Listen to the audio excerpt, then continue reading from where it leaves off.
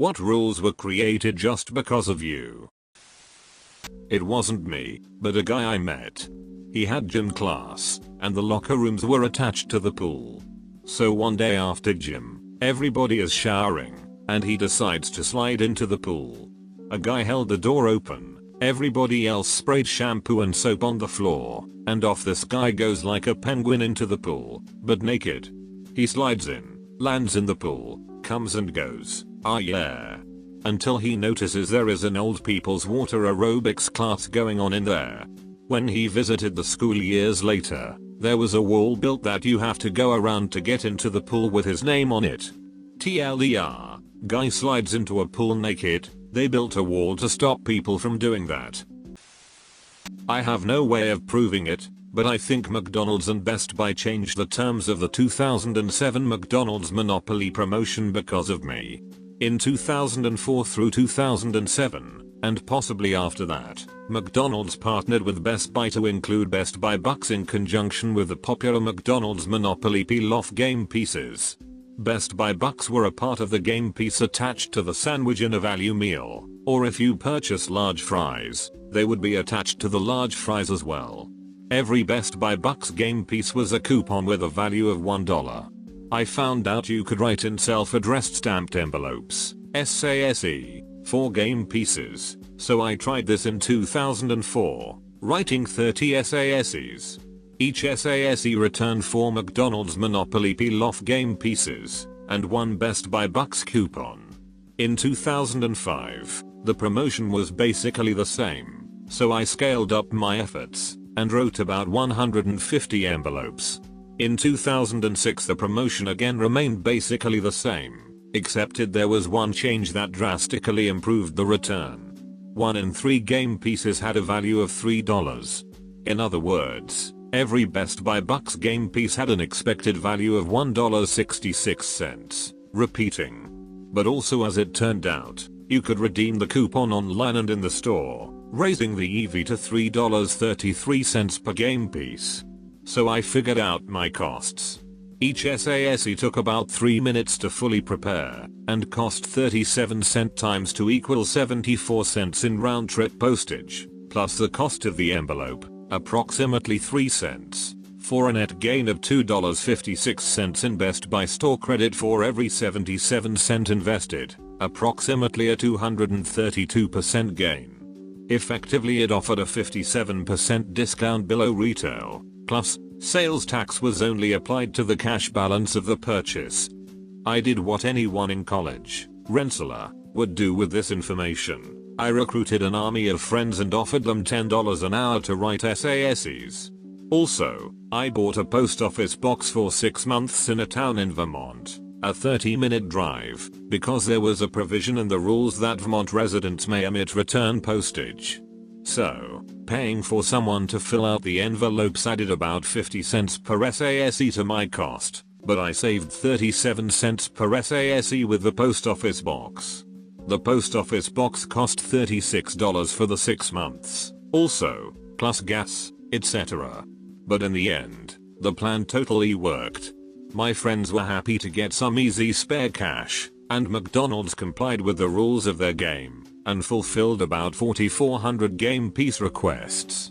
I wrote the most SASEs, but I still laid out about $5,000 in expenses, much of it financed thanks to friends and acquaintances who knew I was dead serious. The people at the post office were pretty pissed, and demanded that I upgrade my post office box to receive mail at that volume. I told them, I'm sorry, it will never happen again, and they let me slide. They were all envelopes, so if you've ever seen how the postal service bulks envelopes on those long Plus trays, try to imagine, tens of those trays. I did return them to the post office eventually. We received just under $15,000 in Best Buy Bucks, that is, we got lucky and ran above EV.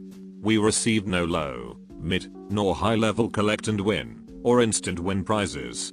We received an ungodly amount of food prize coupons, which we mostly gave to friends, although many expired unused. However, if I recall correctly, we did win 1 or 2 $5 or $10 McDonald's gift certificates as well. Best Buy, surprisingly, had no qualms accepting the coupons in increments of $600 at a time in the store, and $50 online, IRC, as per the terms. The first visit was a bit unusual. The manager demanded I provided ID. I said that's fine. I'm sure they'll be able to verify these are my game pieces. And I bought tons of awesome shit. The next year, the Best Buy Bucks promotion wasn't part of McDonald's monopoly. And, obviously, although I'm sure both companies fulfilled many more requests than just from me, that they never expected such an organized, determined response, and promptly addressed the rules to ensure that they would not be taken advantage of again. Clearly, Best Buy Bucks were meant, as many coupons are, to draw consumers into a purchase. When a single consumer, or group of consumers, exploits those coupons according to the terms of the offer, resulting in a $15,000 electronics giveaway, I'm sure they noticed.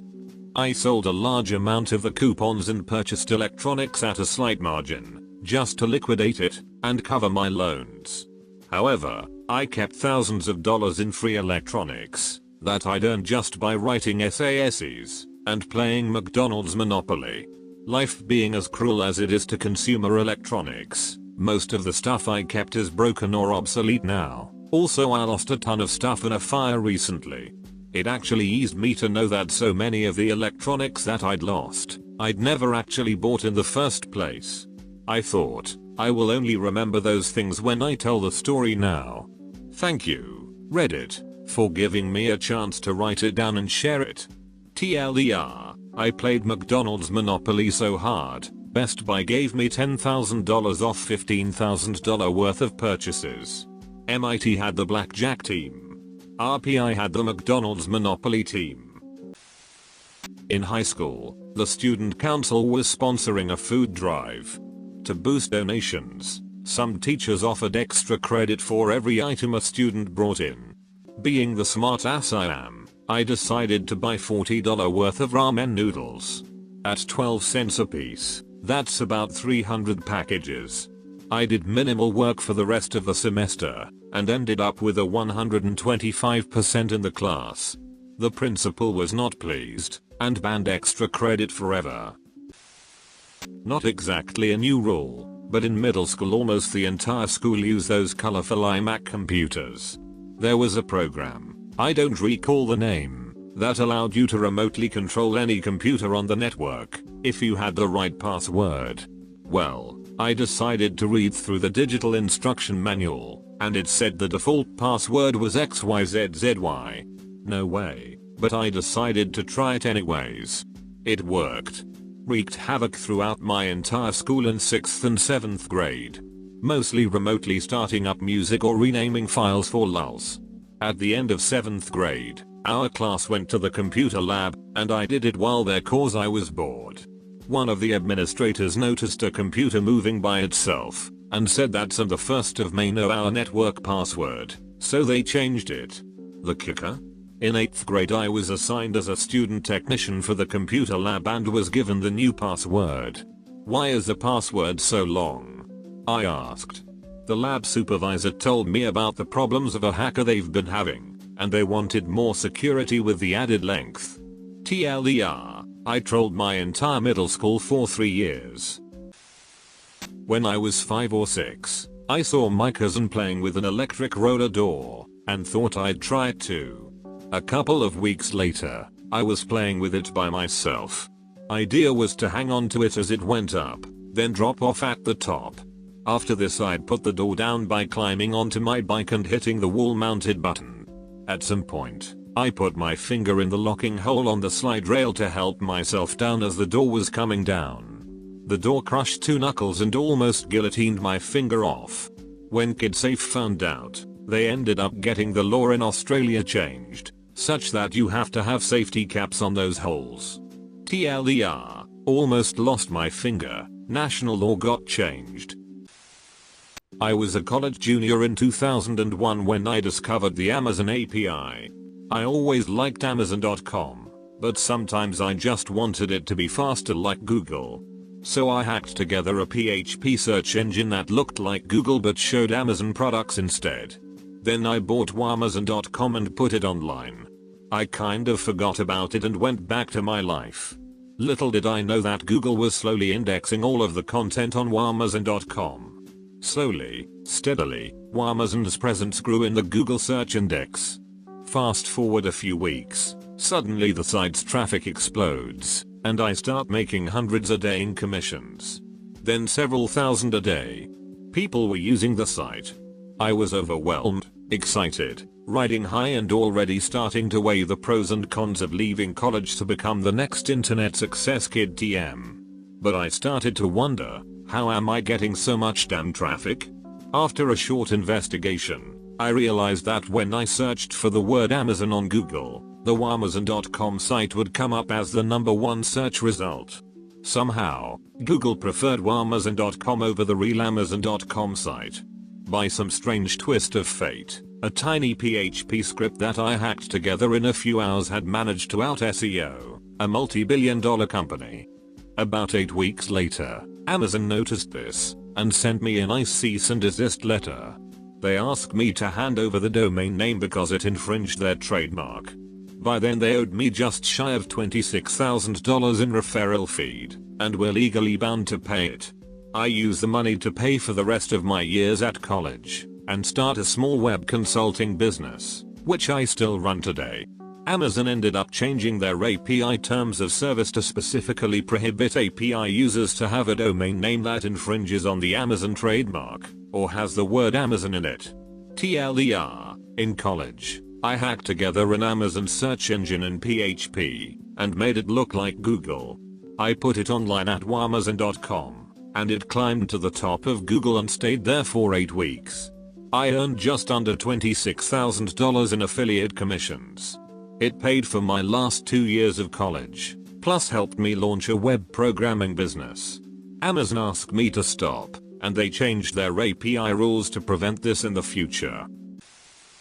At some summer thing, Texas A&M did to try and attract students. I didn't end up going there. There was little mini engineering contest where you had to construct a four-wheeled vehicle that would go the farthest, using an assortment of MacGyverish materials, including a balloon, some tape, a mousetrap, paper clips, tacks, things like that, and like 4 Lego wheels and 2 axles. My group argued for a while, and honestly, we wouldn't have had anywhere near the best contraption if not for my last-minute inspiration of rule loophole exploitation, which apparently I'm better at than actual engineering. No one said all 4 wheels couldn't be on the same axle, and there was no strict definition of vehicle. 4 Lego wheels on 1 axle, flung by the mousetrap, 25 feet. Beat second place by almost double, I think. Our team won TI-89s. Introduction to Mechanical Engineering. My freshman year of college had a single term project. Construct a mousetrap car that can navigate a rather impressively complex obstacle course, hitting multiple non-linear gates in order. Points awarded relative to whoever hit the most gates, which was usually less than half, apparently. So, I decided to be a cheeky ducker, and wired an Arduino, small computer, up to our car that would allow me to program a set of steering directions in. Our group hit every single gate. No more electronics allowed on the mousetrap car project. Not a losing my virginity story, but once I was at a popular kid's house party, freshman year of high school, and I was chilling in the corner with some friends and some guy who knew the host. I was drinking a Shirley Temple cause I'm tiny and can't handle alcohol, but had to go to the bathroom. When I came back, my gal friends were shrieking at the dude I didn't really know, while one of my guy friends plus the host was dragging him out to the house. Apparently he had tried to drop a pill into my drink when no one was looking, but the host caught him. IDK why I thought of this story, but yeah.